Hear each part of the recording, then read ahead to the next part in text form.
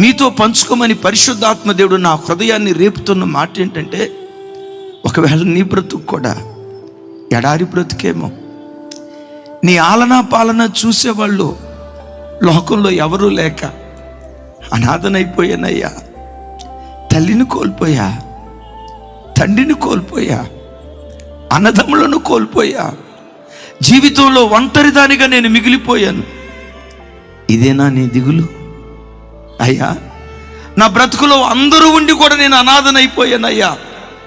నా మంచి చెడులు విచారించేవాడు కనీసం బాబు తిన్నావా, అమ్మా పిల్లలు ఎలా ఉన్నారు, ఆరోగ్యం ఎలా ఉంది అడిగే నాదుడు ఒక్కడు లేడయ్యా నా బ్రతుకులో.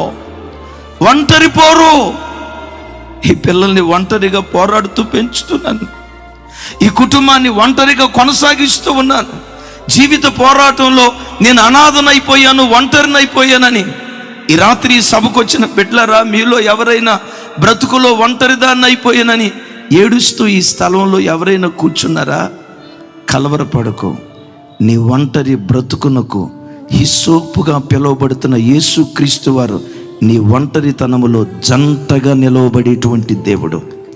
నేనంట ఆయన ఒక్కడు నీకు తోడుగా ఉంటే పర్వాలేదు.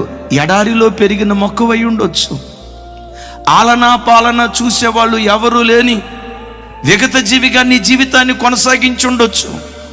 ఆయనొక్కడు నీకు తోడుగా ఉంటే, ఆయనొక్కడు నీ ప్రక్కన నిలవబడితే, ఆయనొక్కడు నీ జీవితంలో ప్రధాన భూమిక పోషించి నీ పక్షాన నిలవబడితే, అనామకురాలైన నిన్ను అందలం ఎక్కించటానికి దేవుడి శక్తి కలిగినటువంటి వాడు.